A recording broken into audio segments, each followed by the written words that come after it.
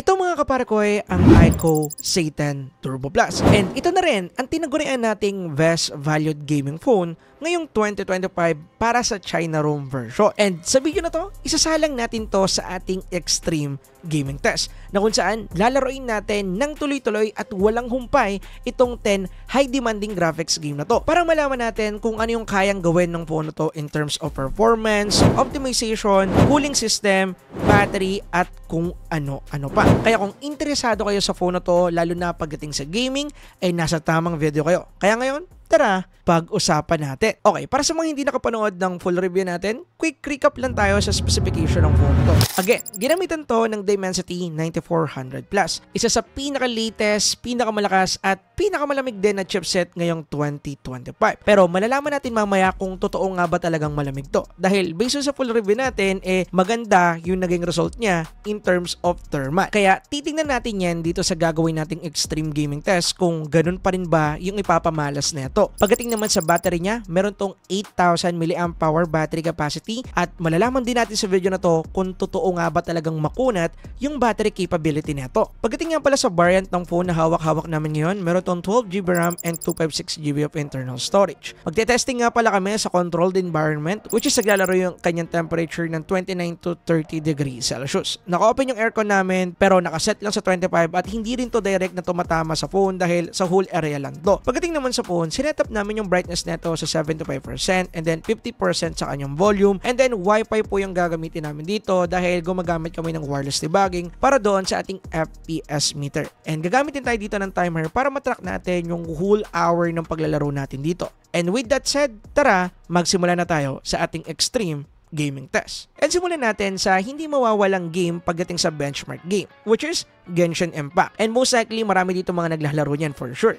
Anyway, ito ang sinetup namin siya sa pinakasagad na settings niya, which is highest graphical preset settings and then 60 FPS combo. Naka-open nga rin pala dito yung ating monster mode at sinagat na rin namin dito yung kanyang touch response at kung ano-ano pa na pwedeng isagad sa settings niya. Although, hindi na kami dito gumamit ng frame rate interpolation dahil meron nga tong bug based on sa ating full review. Then, pagdating sa naging performance nito sa ganitong settings, nakakuha tayo ng decent at napaka-smooth na gameplay. Actually, yung pinaka-max FPS na tala natin dito is 64 FPS and then yung pinaka-lower naman na natala natin is umabot lang ng 58 FPS. Then yung naging average FPS natin in a whole game is naglalaro ng 59 to 60 FPS. Bale, pagdating sa ganitong settings, walang kahirap-hirap na kayang-kaya niyang patakbuhin yung Genshin Impact. As in, napaka-smooth na performance na dito, hindi tayo nakakuha ng FPS drop at maning-mani lang sa kanya ang Genshin Impact. Then, after ng 30 minutes sa paglalaro ng Genshin Impact sa highest graphical preset settings neto, ng 36 to 37 degrees Celsius na. Halos hindi uminit. Kaya, nag-decide kami dito na laruin ulit itong Genshin Impact in just the same settings at hindi na to i-adjust sa medium graphics. Dahil halos hindi uminit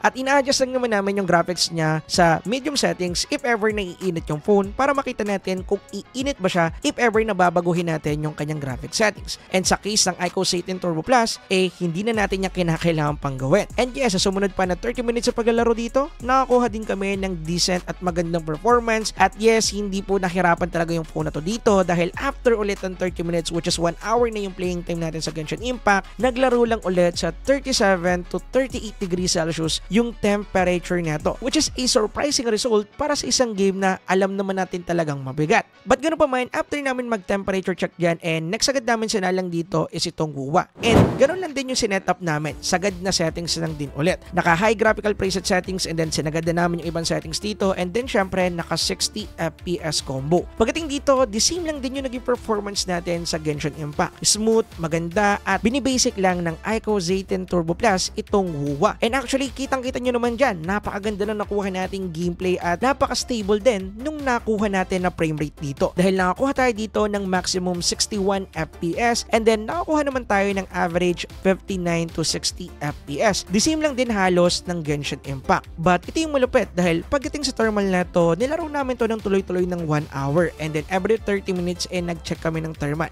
The same lang din sa Genshin Impact. Sa first 30 minutes, nakakuha kami dito ng 38 to 39 degrees Celsius and then doon naman sa last 30 minutes which is that 1 hour mark, nakakuha naman kami dito ng 40 to 41 degrees Celsius lang para sa tuloy-tuloy na paglalaro. And mind you, tuloy-tuloy po namin itong nilalaro. After kasi ng Genshin Impact, ito agad yung sinalang natin and para sa temperature na yan, medyo surprising yan kung ako yung tatanungin. Anyway, pagkatapos din namin mag-check ng thermal dyan, next naman namin sinalang dito is itong solo leveling. Pagdating dito, sinetup lang din ulit namin siya sa pinakasagad na settings niya. Dahil yun yung pinaka-goal ng testing natin. Isagad siya sa pinaka-capable or pinakasagad na settings ng game para makita natin yung whole performance. And pagdating dito, sinetup namin siya sa highest graphical preset settings and then 60 FPS combo pa rin. And then yung iba pang mga settings dito, sinagad na lang namin. Anyway, pagdating sa naging gameplay or performance natin dito, okay na okay din. Same lang din ng WUWA at Genshin Impact. Nakakuha tayo dito ng solid to 61 FPS as our max FPS. And then nakakuha naman tayo dito ng average 57 to 59 FPS. Pero most likely, nagbi-maintain to sa 60 FPS part niya. Talaga may mga part na kapag marami ng monster, marami ng animation, bumababa siya sa 57, 58, and then 59. And then, yun yung naging sistema natin sa loob ng isang oras sa paglalaro. At kung ako yung tatanungin, sisiw lang din itong ating solo leveling dito sa iQOO Z10 Turbo Plus. Then, pagdating sa temperature na nakuha namin sa first 30 minutes, nakakuha kami dito ng 38 to 39 degrees Celsius. Then, sa next 30 minutes naman or sa 1 hour mark, nakakuha kami dito ng mas mababa na temperature dahil naglaro na lang ng 36 to 38 degrees Celsius. Siguro, medyo mainit pa siya galing doon sa WUWA, kaya nung pagpunta dito sa 1 hour mark, mas lumamig to. Next naman namin nalaro dito, isa sa mga recommended ninyo and also nire-request is itong Crystal of Atlan. And pagdating dito, sinagad lang din namin yung settings niya. Binerehay lang namin lahat mula graphics hanggang resolution and then 60 FPS yung aming combo dito. Then, pagdating sa ganitong settings, the same lang din yung performance na nakuha natin. Nakakuha tayo ng solid 60 to 61 FPS as our max FPS and then nakakuha naman tayo dito ng maintaining na 57 to 58 FPS. And then, yung pinakamababa na natala naming FPS dito is 55 pero papitik-pitik lang yan. Bale, bumabalik din naman agad siya sa 57 hanggang 60 FPS and most likely nasa 60 FPS siya nagme-maintain. Talagang kapag marami ng monster and also animation, same lang din sa solo leveling, bumababa siya ng mga 57, 58, and 59, which is actually normal lang naman para sa isang phone at hindi nyo naman niya mapapansin unless meron kayong FPS meter. And nga pala, may tutorial na tayo na ginawa para dyan. Check nyo na lang po sa description down below. Anyway, after ng 30 minutes sa paglalaro nito, nakakuha kami dito ng 37 to 38 degrees Celsius lang pagdating sa kanyang temperature. And actually, pretty surprising to dahil sunod-sunod na malalamig yung nakuha nating temperature dito para sa mga bigating titles na to, which is pretty impressive para sa iQOO Z10 Turbo Plus. Though, hindi pa naman tapos yung ating extreme gaming test kaya tingnan natin yung magiging performance nito sa iba pang mga game. And walang pahinga-pahinga, next namin sinalang dito is yung pinaka-favorite naming game sa studio, paulit-ulit ako dyan, etong ating Car X Street. Bali dito, sinetup namin siya sa pinaka-default settings niya which is 445. Di na namin ginagalaw yan. Wala pa dun sa mga una naming extreme gaming test. Pero pagdating sa FPS settings natin, sinet namin to sa no limit. Then pagdating sa naging performance natin dito, nakakuha tayo dito ng solid 60 to 61 FPS as our max FPS. And then napaka-smooth ng mismong gameplay natin. Kitang-kita nyo naman dyan. And then nakakuha naman tayo dito ng average 59 to 60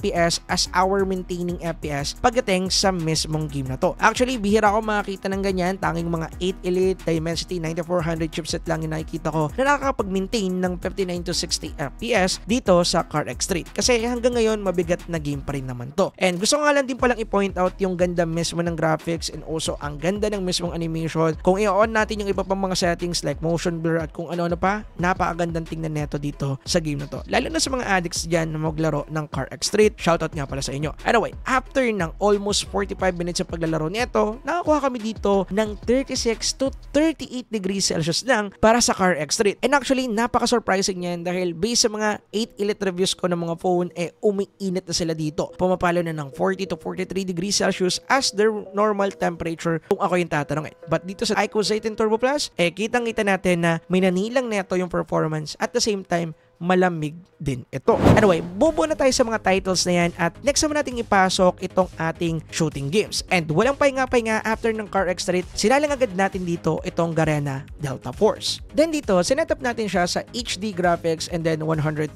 FPS. Then pagdating sa naging gameplay natin sa ganitong settings, actually okay at smooth din. Nakakuha tayo dito ng maximum 121 FPS and then nakakuha tayo ng average 117 to 120 FPS. Diyan naglalaro. And then yung pinakamababa na nakuha naming FPS dito na natala nung nag-review kami ng mga footage is 93 FPS. And actually, ilang beses lang siya pumalo doon. Most likely, naglalaro siya ng 117 to 120 FPS. Yan talaga naglalaro kapag maraming animation, maraming effects at kung ano-ano man. So, papitik-pitik lang yung frame drop na yon. And actually, hindi naman siya ganun ka-frame drop dahil nasa 90 plus FPS pa rin yun. Meaning, smooth pa rin siyang tingnan kapag naglalaro tayo at hindi naman natin yung mapapansin unless meron tayong FPS meter. And actually, napansin nga lang din namin to nung nag-review kami ng footage. Then, after ng 30 minutes, nakakuha lang tayo dito ng 38 to 39 hanggang 40 degrees Celsius, which is not bad para sa game na to. Anyway, walang pahinga-pahinga again. Next naman namin sinalang dito is itong ating Blood Strike. And then, sinetup namin to sa ultra settings, ultra graphics, ultra resolution, and then extreme FPS. Then, pagdating sa naging gameplay natin dito, nakakuha tayo ng solid 120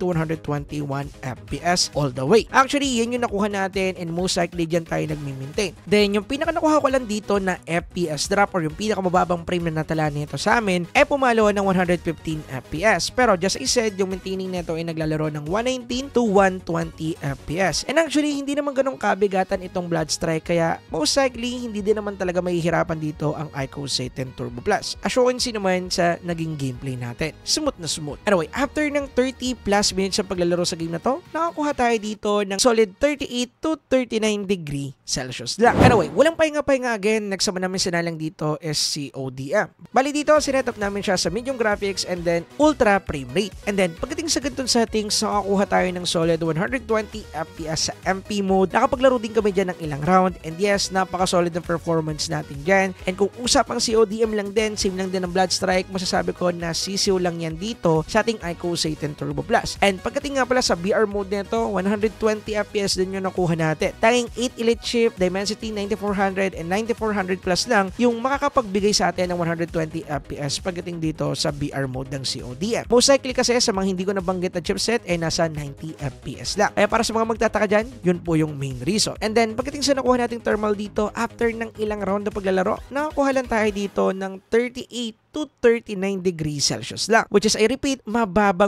yung nakuha nating temperature dito. Anyway, walang pahinga-pahinga again. Next naman natin sinalang is PUBG Mobile. Pagdating dito, sinetup namin siya sa frame rate priority. Sinetup namin yung kanyang graphics sa smoothest, however, hindi lumabas dito yung ating ultra extreme FPS. Meaning, hindi niya pa supported at the moment. At ito rin yung madalas kong nakikita sa mga Dimensity or mga MediaTek chipset pagdating dito sa PUBG Mobile. Lalo na sa mga bago. Hindi pa ganun talaga ka-optimize. So, need pa rin talaga ng internal communication from PUBG Mobile and iQOO phones pagdating dito sa optimization part dahil ito most likely napapansin ko sa mga new chipset lalo na sa MediaTek part. Anyway, sinetup na lang namin to sa balanced graphic settings and then extreme FPS. Then, pagdating dito, 60 FPS yung pinaka nakuha nating max FPS dito and then naglalaro din dyan or dyan din nag-maintain yung ating mesmong FPS in a whole game. As in, nasa 60 FPS siya at hindi siya halos bumababa. Kung bababa siya, 59 and then balik din agad sa 60 and most likely dyan lang tumakbo yung mismong whole gameplay natin. In terms of smoothness, yes, napaka-smooth ng mismong gameplay. Okay na okay at wala ko naging problema in terms of overall experience pagdating dito sa PUBG Mobile. Then, pagdating sa nakuha natin temperature dito, naglalaro lang ng 36 to 37 degrees Celsius. And actually, hindi na to surprising dahil nga hindi naman natin na-unlock yung 120 FPS. So, once na-unlock natin siguro yung 120 FPS, medyo tataas pa yung thermal neto. Ganoon pa man, after namin mag-thermal check dito, sinalang agad namin yung last game natin,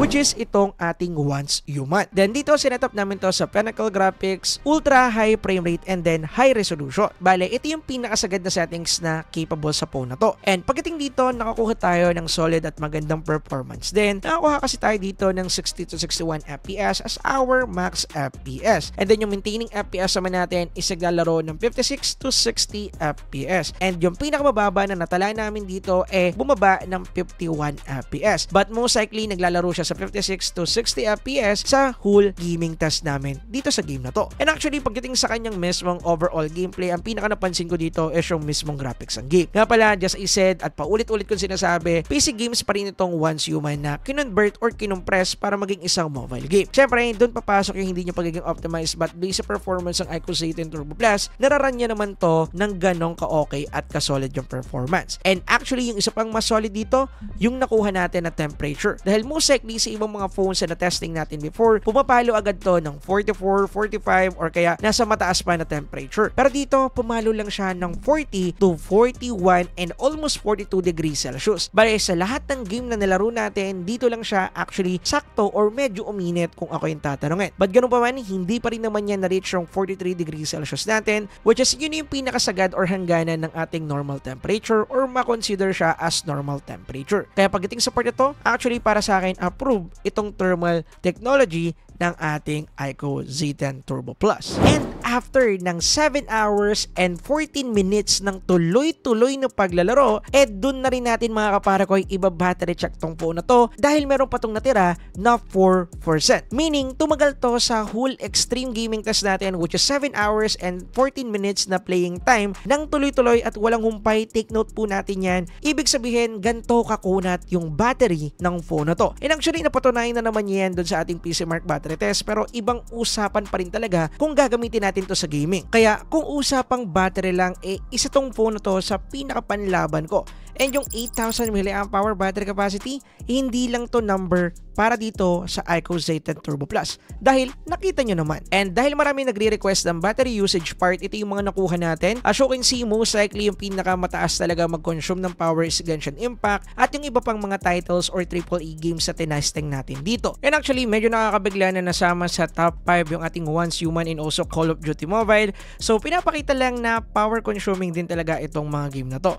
Dahil doon sa Once Human, 45 minutes yung playing time natin and then 30 minutes naman sa CODM. Bale, yung gusto ko lang i-point dito nakadepende pa rin to sa using habit natin. Kung mas balagbag kayo gumamit ng phone kaysa dito sa ginawa namin testing, for sure mas makakakuha kayo ng mas less result pagdating sa balagbagang gaming or sa tagal ng battery. But vice versa din, kung hindi naman kayo ganun katagal maglalaro sa mga phone niyo, mas tatagal at mas tatagal yung battery neto. Pagdating sa performance ng iQOO Z10 Turbo Plus, kitang-kita naman natin talaga na kayang-kaya niyang ibigay yung kayang gawin ng mga Snapdragon 8 Elite phones out there. However, makikita rin natin na hindi pa rin talaga ganun ka-optimize itong iQOO Z10 Turbo Plus or yung Dimensity 9400 Plus chipset na ginamit dito. And most likely, yan din naman yung mga nakita natin sa mga Dimensity or MediaTek phones na na-testing natin before sa extreme gaming test. And hindi yun nawawala sa kanila. And yung isa pang downside neto, kung bibilhin ninyo to para sa paglalaro ng emulated game or kaya balak ninyo maglaro ng emulated game, hindi ito yung best phone para sa inyo dahil hindi pa to ganun ka-optimize sa mga emulation or emulated games out there. But pagdating sa thermal neto, which is yun yung pinaka-importante in terms of long-term gaming or kaya sa kahit anong aspeto ng gaming, syempre, na-nailed yan ng iQOO Z10 Turbo Plus. And gusto ko lang ding i-special mention yung Dimensity 9400. Talagang malamig sila, magandang engineering na ginawa nila dito, pero syempre, implementation pa rin ng iQOO in terms of cooling system, yung isa sa mga nag-add ng factors para hindi to uminit dahil malakas tong chipset na to. Nakita nyo naman yung kanyang clock speed, nasa 6.7 plus yan. So talagang malakas yan specs wise. Pero dahil nga magandang implementation ng cooling system nila, na-sustain nila yung lakas ng mismong chip. Anyway, dito ko natatapusin yung video and if ever na hindi nyo pa napapanood yung full review na ginawa namin dito, ilalagay ko yung video dito and also sa description down below and also mag-iiwan din ako ng isang video dito na para sa akin halos kasing lakas itong iQOO Z10 Turbo Plus. Check nyo po yung review natin dyan. Anyway, dito ko natatapusin yung video. Yun lang guys, peace out.